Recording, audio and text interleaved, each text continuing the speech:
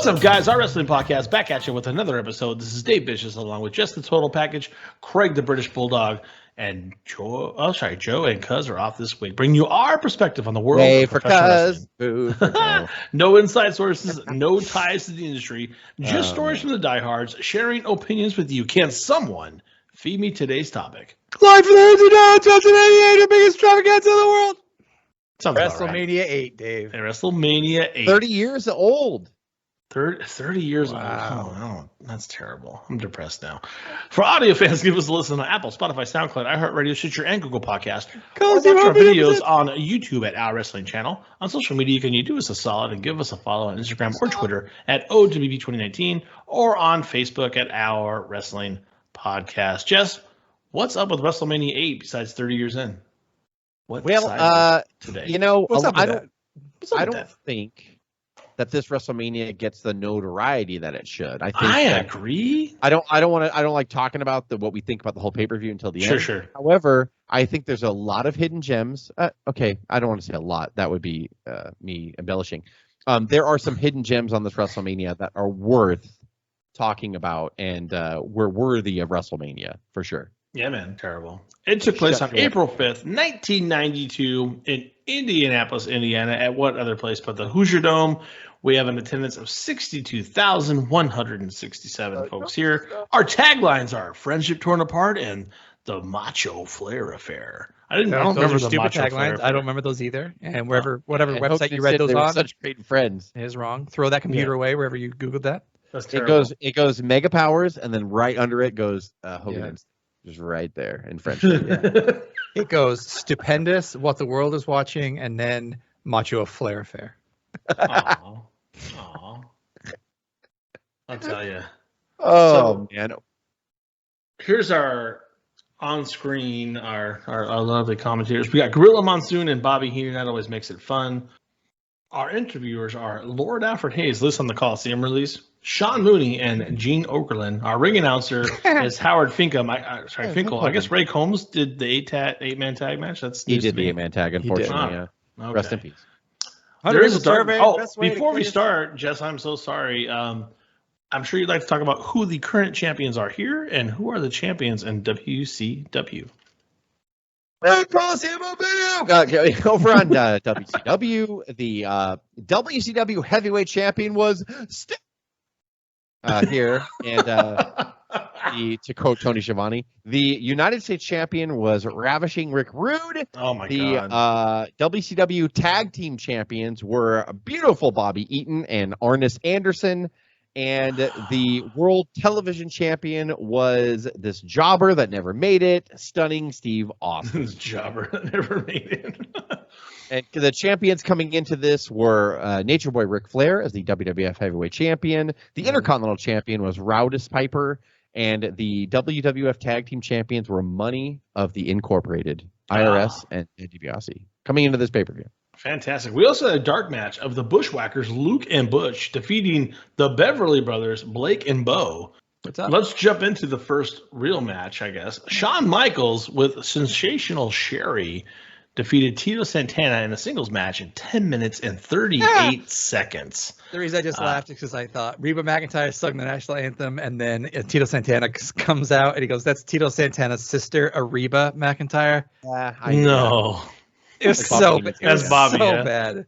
Yeah, But that you don't have to ask if that's Bobby. It's totally Bobby. Jess, how do you grade it, sir? I give this match a C+. It was a solid opener. Michaels was so young, literally just beginning his singles career. He had just thrown Marty Jannetty through the glass of the barbershop 2 months before. And he was off to the races, as they say in the business. I give it a C+. It wasn't a bad match at all. It was a solid opener, but it wasn't eventful. It was just meant to get Michaels over. The ending was a little weird. Tito coming back in, I think Michaels was suplexing him from the outside in and didn't, or the other way around. Yeah, Santana was suplexing Michaels in from the apron, and then Michaels fell on him and got him with the pin. So it was a little clunky C+. You weren't necessarily about the finishers in these matches unless it was like the main event, I suppose. You didn't have to hit their finisher. And if Tito wasn't about it, maybe that was why. I don't know. Michaels did not have the super kick, by the way, as a finisher here. It was a setup move. He did like a weird side suplex as his finisher. Yeah. Just fumbling around at this point. Craig, what do you give it, bud? I agree with Jess. I give it a C+. This was way before the Mr. WrestleMania moment, although he did get the opening match part on the card here. Interesting. He was only Mr. Coliseum Video at this point. He was a Mr. WrestleMania. Yeah, that's right. He was very abusive to Sherry, which is funny. Like, sorry, really? It's not. Really? It's not funny. But he tells Sherry, he's like, get out there and don't move till I tell you to. That was in the whole beginning. point of the gimmick, though, was that she was an aging woman that liked a younger man. That was the kind of the whole gimmick, and he really didn't love her, and you could tell that he didn't love her. And then he didn't even let her sing the theme song at some point. And then he had over. And then at the end, when he won, he for the photo op, he pushed her down so he could pose while she's prone on the ground, but after kind of a shove. So it doesn't really hold up 30 years later, but pretty much Sean's personality, I think, at the time. Yeah. But who do you think you are, Macho Man? What the hell? What do you think you are? Yeah. Come on, man. Yeah. There you go. What'd you give it? I don't grade these. Match number that's 2. better than grading. That's code for Dave saying I didn't have time to watch this. No, I've been working my ass off this week. I'm sorry. it's been crazy. I have to edit that. I just gave a secret behind the scenes. It's all good. I'm surprised Michael's even standing after that. Scoop slam from the outside. No. Michael's had a hold of the top rope. What was that? Tito hit his head. Tito hit his head when he went down. 1-0.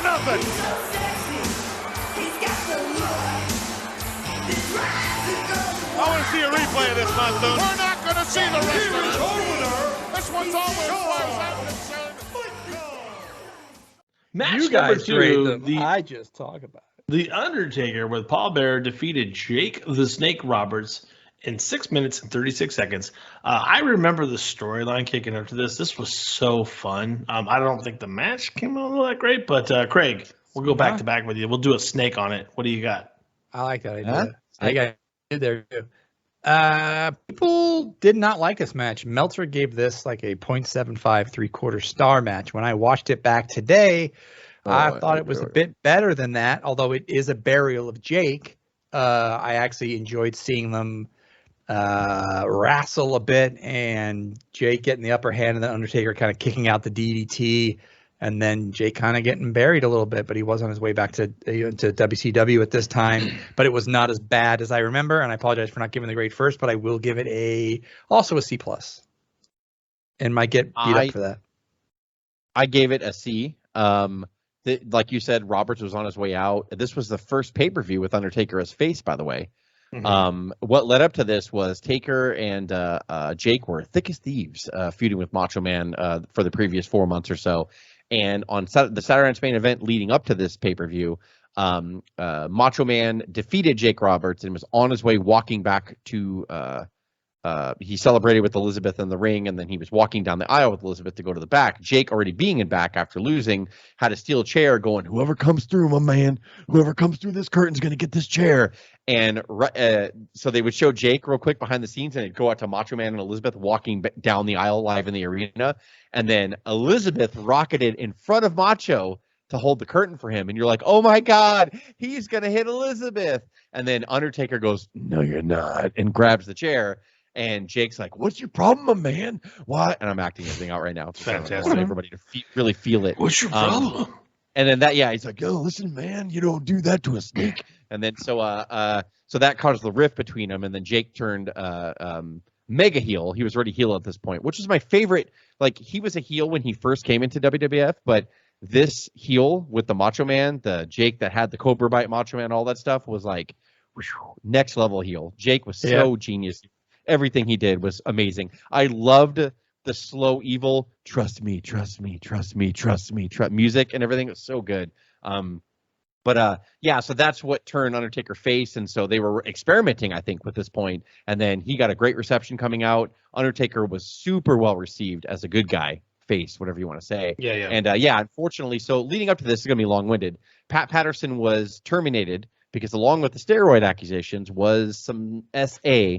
I can't say the actual phrase on YouTube. Steve Austin. They will block it. Steve Austin. There it is. There was some Steve Austin accusations, And well, I shouldn't even say that because that affiliates Steve Austin with what SA really means. So there was some SA. There's some bad things that were going on. Pat Patterson. Trust me. They had to terminate Pat Patterson. So there was a void back then. Well, Vince, even though he terminated Pat Patterson on paper, was still using Pat Patterson under the table as like a booker and a creative, inspiration, all that stuff. But Jake was actually looking to do some in-ring stuff, sign a new contract, but Jake wanted to become a booker. So he went to Vince and said, hey, I'm really interested in becoming a booker. And he's like, well, yeah, we had to let Pat go because of things that happened. So, yeah, we're looking to replace that. I think Vince was just telling him that because, like, just when any talent comes to you, let me motivate this guy. Sure, you don't totally be a booker one day. Oh, yeah, totally. So Jake was headed that direction. So then when Jake came to Vince before WrestleMania and said, let's re-sign my contract now and make me kind of like, I'll do on-air stuff and I'll still wrestle, but I want to be a booker and help you with creative and all that stuff. Vince is like, well, look, like we're going to bring Pat back pretty soon. And Jake's like, well, you told me that I could be kind of, head of creative. No, I told you were going to WCW. So yeah, and then Jake's like, fine, then I'm going to start. So then Jake went, got an offer from Jim Herd, who hadn't been let go yet. So Jake had been negotiating at the end of 91 / beginning of 92 with Jim Herd, who hadn't been let go yet. Then Jim Herd heard that he was going to get fired, and he resigned before that. So basically, he promised Jake verbally all this money, this big contract. So Jake was using that as leverage. And then Vince was just like, no, I'm going to hire Patterson back. So I don't need you. I need you on air. That's what I'm going to use you for. So Jake was pissed. And Jake's like, well, fine. So Jake even says now, whenever he does a cool podcast with Conrad and DDP now called the DDP Snake Bit, I think is the name of it. Cool. And he talked about this moment. And he was like, well, I couldn't fucking go crawling back to Vince because then I'd get less money. So I had to go to WCW. So I committed to it. Well, Herd resigns, and then they hire Bill Watts. And Bill Watts looked at his contract and said, there's no fucking way I'm paying you this. Like, they just hired me to redo WCW to try to turn the ship right. And we're bleeding money out like crazy. So there's no way I can honor this contract. So they gave Jake like 50 cents on the dollar to come in. Jake had to, because again, if he went back to Vince, it would show weakness, like he didn't know what he was doing and he negotiated and Vince called his bluff. So Jake had to go to WCW, didn't even stay a year. It was awful for him or whatever, like he said. Wow. But that's what led into, that's why this match was only 6 minutes. And I don't know how true this is, but Jake was not supposed to get tombstoned outside the ring. That Jake told The Undertaker that that's what he wanted to do, but Vince is like, no, I want it done inside the ring, in the middle of the ring, take the tombstone, 1, 2, 3. Jake went outside anyway, convinced The Undertaker to do it. Undertaker tombstone him on the outside. Well, The Undertaker's going to do what he's told in the ring. And the tombstone looked kind of not good here. You could tell the camera angle was bad. So that does lead me to believe that somebody went outside and they shouldn't, because the camera angle, if they knew not to shoot it. They weren't ready for it. Yeah. Yeah, so they shot the front and they showed Jake's head about 6 to 8 inches off the, because Taker takes care of his people, man. Yeah. Exactly. No, totally. This is not a slide against Undertaker. It's just the camera angle. They weren't expecting to take it. Yeah, they would have shot it from the back. And Jake's like, no, I'm not doing that. Trying to get the iron, look out! No, the Tombstone! Oh, Tombstone City! Oh no, this place has gone bananas! I told you somebody was going to get hurt, and it's Jake the Snake Roberts. He broke his neck, Monsoon. I bet he broke his neck. He wants him back inside the ring. He's out. He's cold, man. He is out. 1, 2, 3. Holy mackerel! I've never seen Jake the Snake defeated that severely as I've seen him at the hands of the Undertaker. Not as bad as Tuesday Night in Texas or whatever that. Right. Yeah. That's the worst one. Survivor Series. Yeah. That led to. Oh. But they planned for that, which is ridiculous. Like they planned for that one, and then Hogan's still like, my back, brother. Anyway, I got to do a lot of editing on this one. And then so Jake was not supposed to take a tombstone on the outside. Vince was pissed with him, but Jake's like, fuck you, I'm leaving anyway, so it doesn't matter. Anyway, I'll do what I want. Long story short, this match was so short, but there was a huge backstory behind it, like behind the scenes, is my point. Yeah. Match number 3. Bret Hart defeats the current Intercontinental Champion, Roddy Piper, in 13 minutes and 51 seconds. I have fond memories of this when I watched it way back when. Would have had you. Describe that, Craig. It was the interview with Gene Okerlund. It was a face-to-face of Rowdy Piper and Bret Hart. Yeah, and so they were actually, it was one of the rare things because they're both faces technically, and they both played before coming into this that they were as close as brothers, even though they weren't really brothers. Piper starts playful as like, oh yeah, I used to grow up with you and your mom. You're a fine young man. I just only one slice, but that was okay, and blah blah. And then Bret all of a sudden Bret's like, listen, keep your hands to yourself. And I was like, we're just trying to be nice there. It's at the match, and you want to be a big man. So then it kind of got intense. It was a great promo. Good. And then at the end, like Piper's digging in kind of his belt, and like Piper had the IC title on. He kept putting his hand in it, behind it. Yeah. And Bret, and to end the promo, kind of Bret pulls back as Piper has his back to him and says, "Would have had you." And then Piper pulls his belt out of the Intercontinental title and is like, "No, you was bad. Bye. Well, thanks. I don't know if that makes sense, but we had fun describing it right now. What is this? Yourself. Oh, oh, this is nice, huh?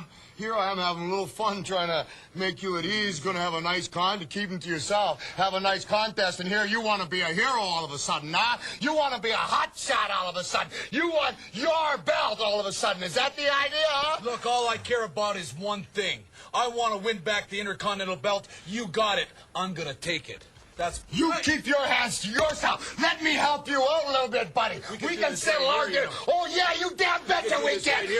Why do it here when I can have 1 million people watch me rip your head off? Would have had you. No, you wouldn't have.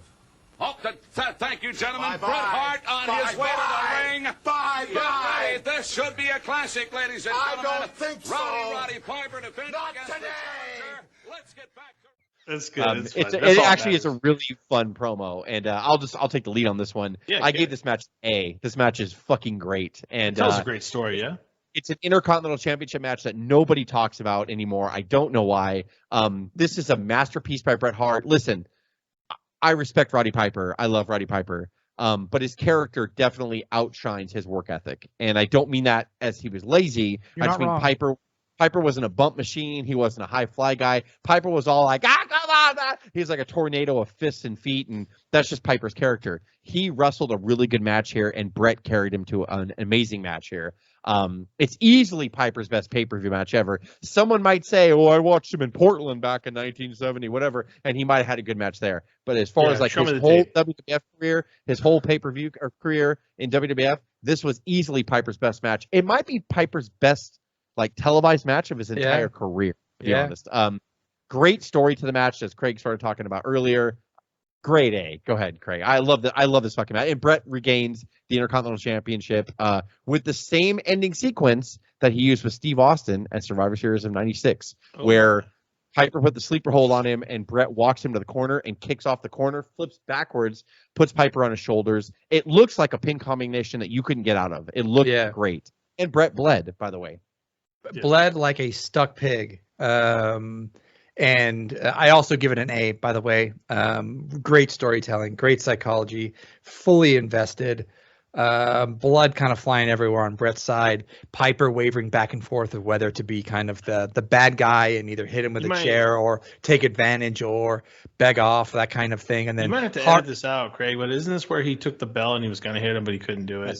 Yes. Yeah. Oh, God. So that's a great storytelling. And who's the heel in this? Because Bret fakes a knee injury, and then Piper begs off, and then Bret Small packages him, and then Piper in response like a slap to the face. So like the story kind of telling of these friends and both faces, like who's going to turn.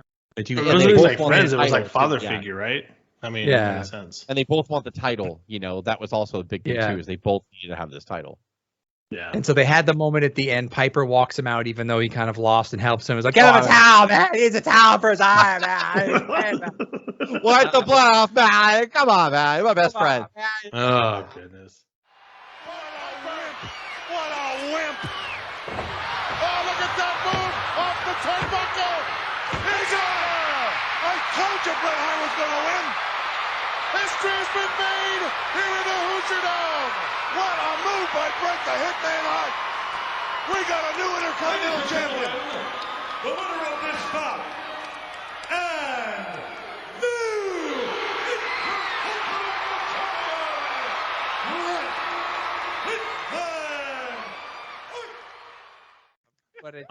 night. It's peak storytelling.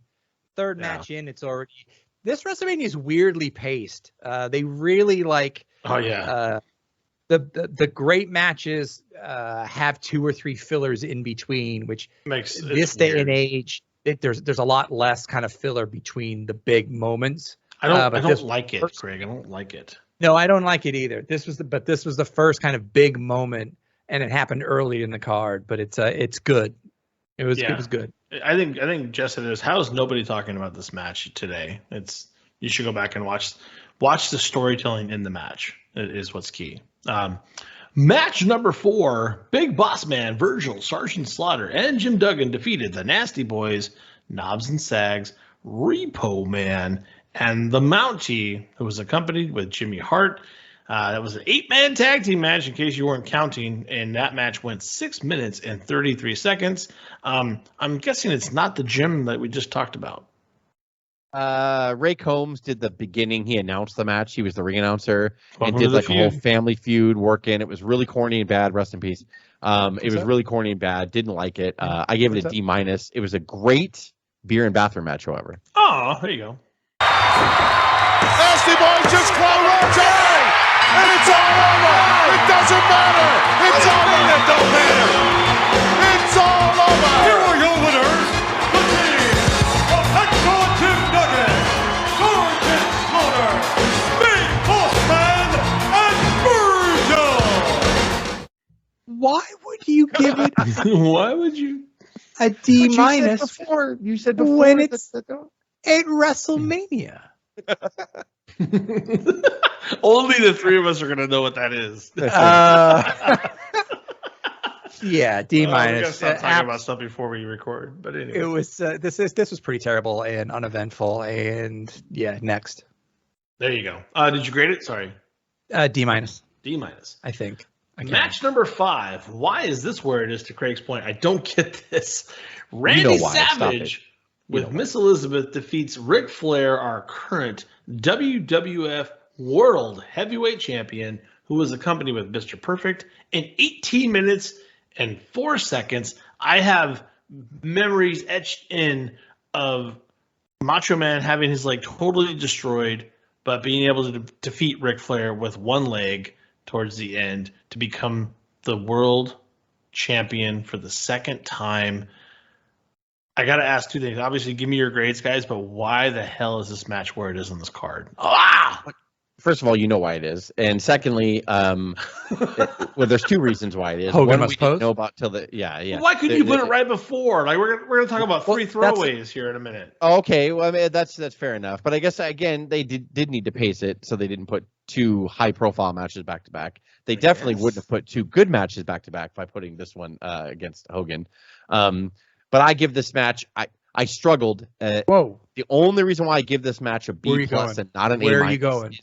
is because I did not like the ending. I've never liked the ending of this match. Not who won. I'm fine with that. I didn't like the ending. So I would have given it an A-, but I gave it a B+ because I hated the fucking. You think Macho oversold it? Wait, No, what not- specific part of the ending did you not like? Yeah. Explain. So the ending was Flair's working on the leg the entire match, and Yes. Flair's bleeding like a pig. Flair has Savage's leg in his hand, and Savage is just jumping up and down on his other leg. So Flair's holding it in his hands, and then he's wooing to the crowd or whatever. Savage gives him a right hand. Flair spins around, and he rolls him up and pins him. And I'm like, what the fuck was that? Like, that makes no sense to me. I wanted a better ending for these 2 guys. I don't even mind, which they've done it a billion times, by the way, Flair going for the figure 4, Savage pulling him in a small package, which they did use as a false finish in this match, and then Savage beating him that way. That's fine to me. Like, but the whole like Flair getting beat with the right hand, I remember Joe and I specifically in my living room going like, did they really just book Flair to lose to a right hand? And I was like, they did. Macho Man, that figure 4 out again. I would have to concede it would be over. You bet. But no, it's the Macho Man. And a go behind from the outside. Hey, no! He used the trunks. He had the man by the trunks. What the hell is going on here? What is going on? I gotta get out of here. I gotta get to Ric Flair. because it's WWF, and Oh, that's fine. right. Flair had no business having the title anyway, not because he's not talented, but because the fact that he went to WWF, won the world title, and everything is amazing in itself. So I guess you could just be thankful that Flair even had the title at all. He was on his way out here too, yeah. No, he still had probably another 10, 11 months. He won another world title after this. He beat Savage. Yeah. Okay, good. But I mean, yeah, his whole run in WWF was only like a year and a half anyway. Yeah, this is what he lost this from his Rumble win, right? Yes, yeah. This was like 2.5, 3 months after the Rumble. So I don't know what the ending should have been. I'm not saying Savage should have cleanly pinned him with the elbow or anything like that necessarily, but I just didn't like the ending. It was weird. If you go back and watch it, maybe you'd agree with me and not like it. But that makes sense. This is an excellent WWF style match, by the way. I only give it a B. Even at its best, I would have given it an A- because I'm comparing it to Rowdy Piper and Bret Hart, which I give an A. So I don't think it was better than that. And no particular reason. They were awesome. Every fucking spot in this match was great. They had false finishes. Like Flair was amazing. Flair, when he bled, which actually got a lot of shit, he got in a lot of trouble for bleeding here. So Bret, if you go back and look, you cannot see when Bret cut himself, and he did it by design. In Bret's book, Bret's like, there was a no bleed policy, but we all would get slapped on the wrist and fined a little bit if we did, if they could prove it. So Bret did it so good, and because Bret had black hair, especially when it was wet, it was jet black, you couldn't really see when Bret did it. So by the time Bret got up, he'd been bleeding for a while by the time the camera finally picked it up. Flair has white hair. Yeah, you can't miss Flair, it. if Flair pops a pimple, you see it. Like, it's just, it doesn't matter. So when Flair did it or whatever, he goes to the back, and Flair wrote this in his book as well, that Vince was pissed off. And Vince said something, and I don't remember. I don't remember verbatim what he said, but he said, "You know what? Just when you finally figure out how to be great and you wrestle a great match, you take 3 steps back and you ruin all of it," or something like that. And Flair actually held that as a grudge for a long time. And then when Flair and McMahon did their Rumble match in 2002, the promo leading up to it, Flair mentioned that. How dare you tell me how to wrestle? Me, Ric Flair. How dare you tell me how to wrestle when you confronted me after WrestleMania 8? So they actually revised this years later, which was kind of cool. But yeah, in real life, Vince was super fucking pissed that Flair bladed. He did not tell Flair to blade. They did not want Flair to blade. I think it made the match better. I think Flair looked awesome with his red tights and the blood and all that stuff, but it is what it is. But this match was a great match. I'm not suggesting it wasn't. It was very good. Go ahead, Craig. Sorry. I liked it better than you did. I gave it an A, and I actually liked it a little bit more than Piper and Hart. And I didn't. Great match. Dude, the crowd was up alive. Yeah, they were all over it. I did not know that story of Flair. Like, I guess it boggles my mind how they don't know. Vince McMahon was what a control freak he was, and control and sticking to the script and stuff. I think years later got more and more like rigid, but like I refuse to believe, although I do believe it. I'm not saying I don't believe it. Mm-hmm. I refuse to believe how Vince doesn't know that Flair's going to bleed or is not okay with it. Maybe it's the fact because Bret. Well, no, you're saying that there was a no blood policy, so Bret could get away with it because they couldn't prove it. And you've heard stories like this too, like years later, like Guerrero and that kind of thing, and others getting in trouble for blading, and we know you kind of did it, but we can't prove it. But like, there's no way McMahon doesn't know that they're blading. Like, I feel like it's just so funny to me, and I also agree, Jess. But I completely, no, Craig, I don't. I think that he doesn't. It's a game. I think that he's like no bleeding, and he knows that they're going to do it. But then Vince he's stimulated by that because Vince is like, I'm going to fucking catch him. I'm going to find out when they did it. I'll roll through this one real quick. Match number 6, Tatanka defeats Rick Martel in 4 minutes and 33 seconds. Hey, Jess, what are we doing here?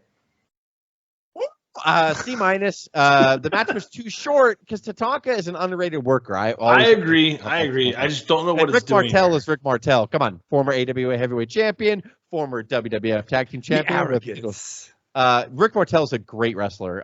With a great body. He was so good. Total package, underrated. 4 minutes, 33 seconds. And AWA champion, man, former. Too short. Tatanka was brand new here, by the way. C-, too short. In the wrong place, too, by the way. Yeah. I give it a C. It should have been the main event. This is just to make Tatanka. Definitely should have gone last. Should have been a main event. That's terrible. To see history made here. Wish I'd never come to Indiana. High cross body hooks the leg. He got him. No, he didn't. Yes, he did. He got the 3 count on Rick Martel.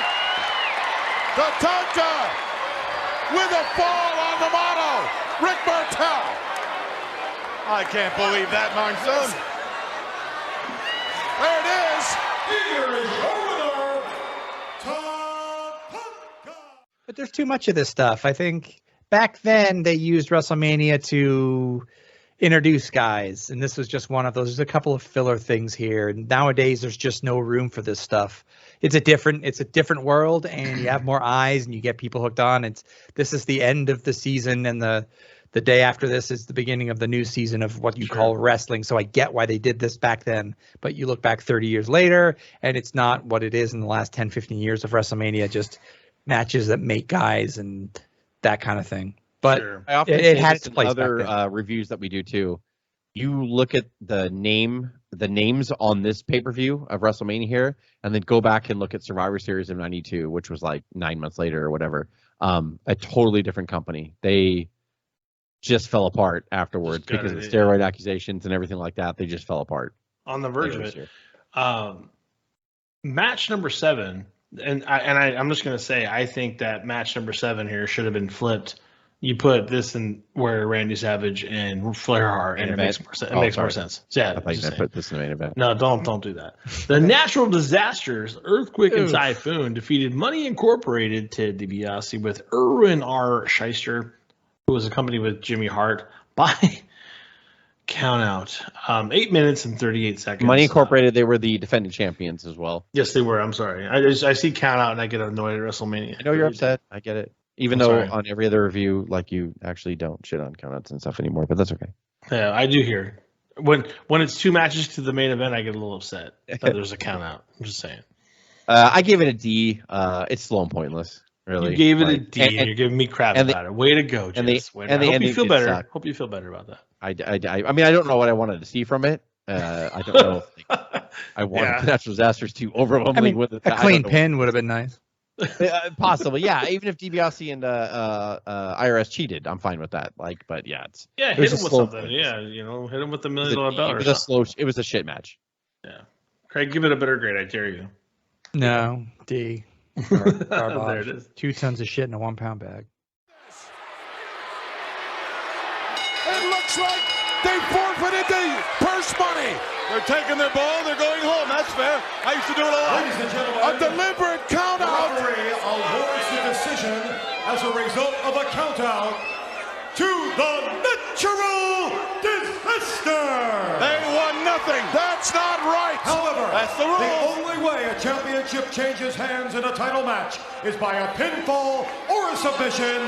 That did not happen. Therefore, still, World Wrestling Federation Tag Team Champions, $1 million man Ted DiBiase and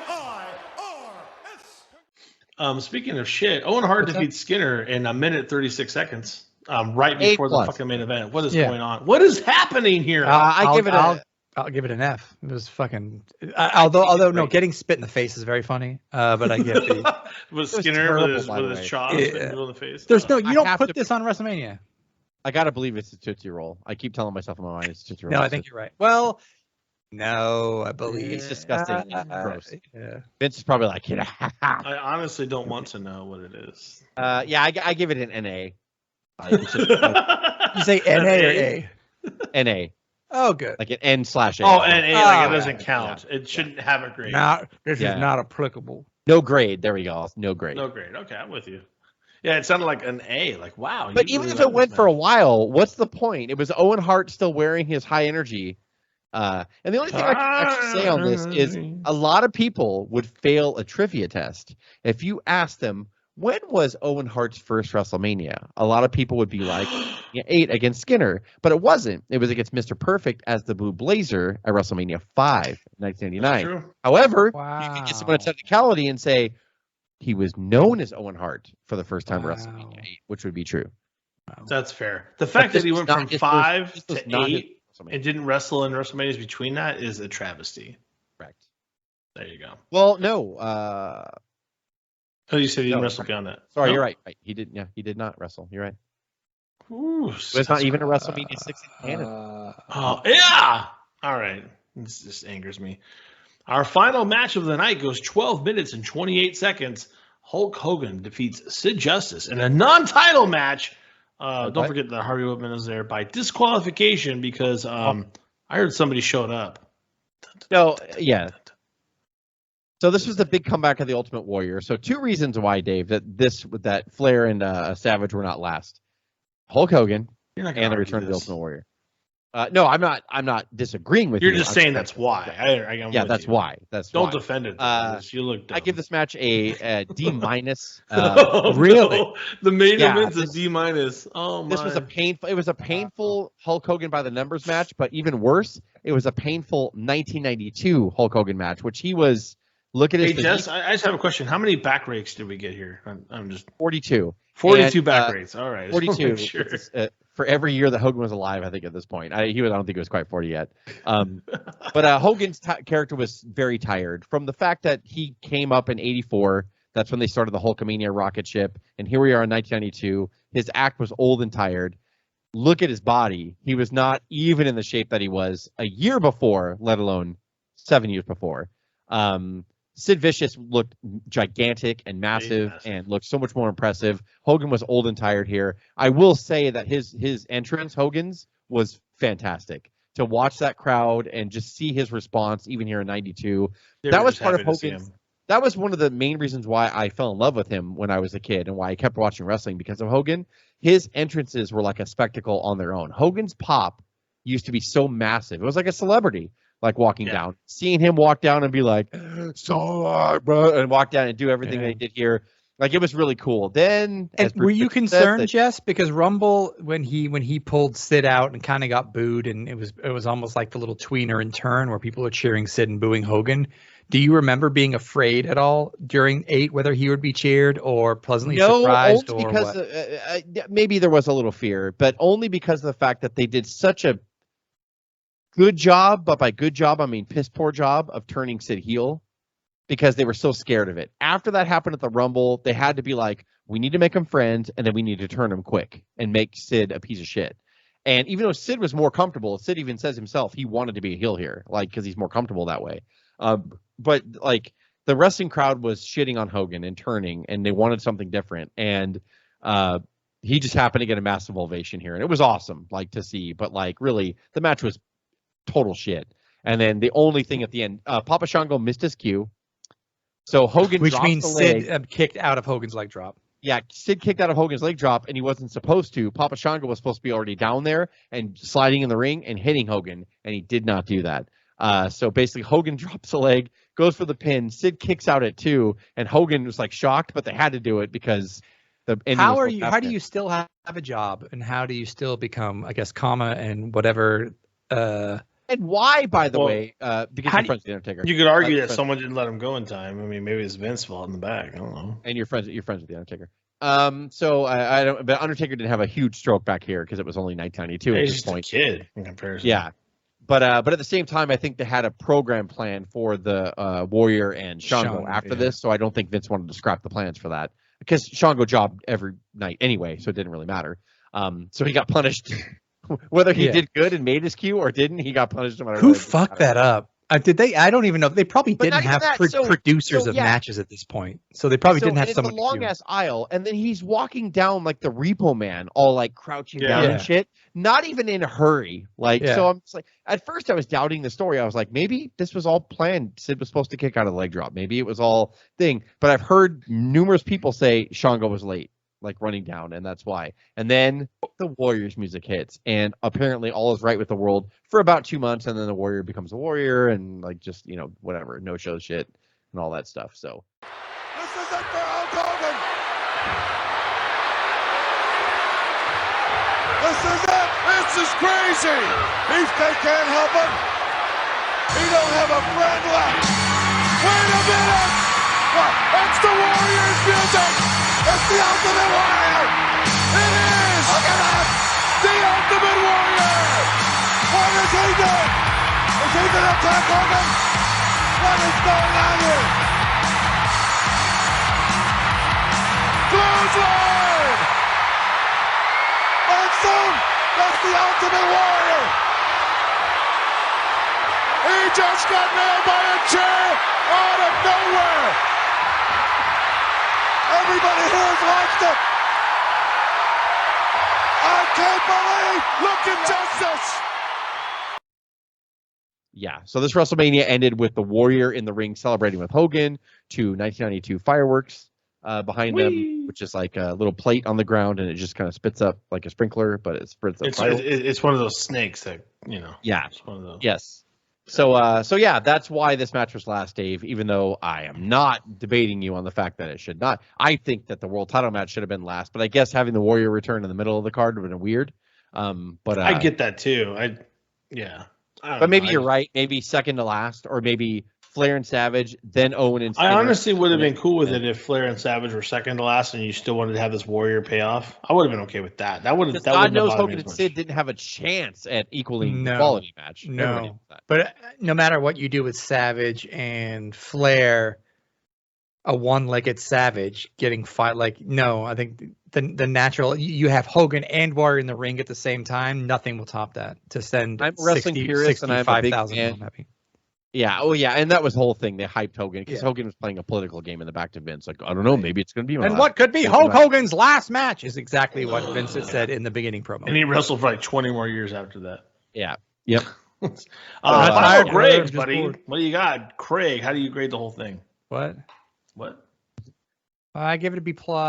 Oof, that's tough. Yeah, there's three or four solid matches. This is in the upper 10% of WrestleManias, I think. I'll go ahead and give it a B+. You think it's the top 10% of WrestleManias? It's it's probably one of the best of the top, the first 10. Well, that's more like top 30% then. Okay. No, top 20. We're getting close to WrestleMania 40 when you think about it. No, I'll go. You go. This year's 38. You go 3, 8, 10 in the top 10, maybe. Yeah. Whatever, 6 could be in there. Whatever.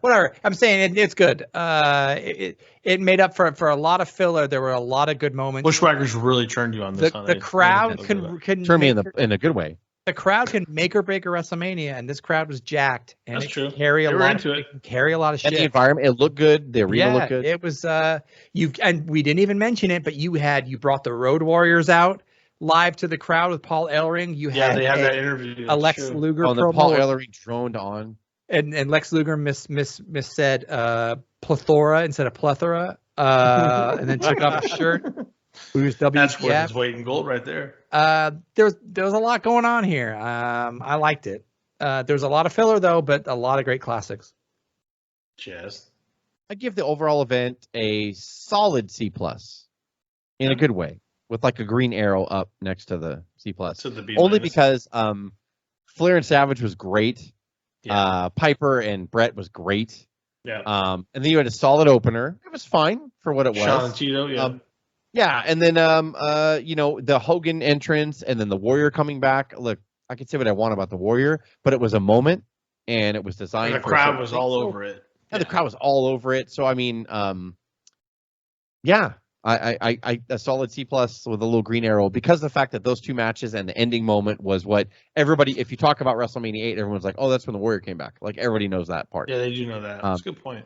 So I would say, and especially for the first like 10 WrestleManias, they typically were kind of one match shows. So the fact that we got two classics, we got Flair and Savage, and we got Brett and Piper, and then we got the return of the Warrior and Hogan on the card in general. People left happy for sure. Yeah, for sure, absolutely. That's a good point. That's a really good. Yeah, point. I think you got that.